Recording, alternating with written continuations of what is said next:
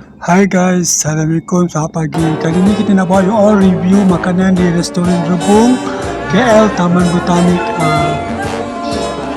Okey, kali ni Chef Ismail menggunakan konsep pasar malam. That's why kalau you all tengok restoran dia buat setup secara pasar malam.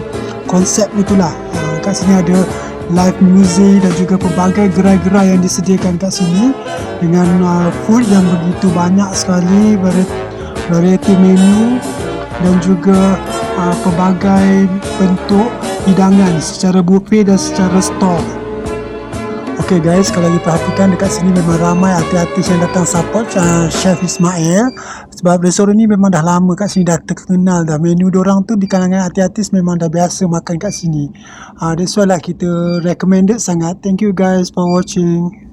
For more detail boleh tonton di Mantoya channel.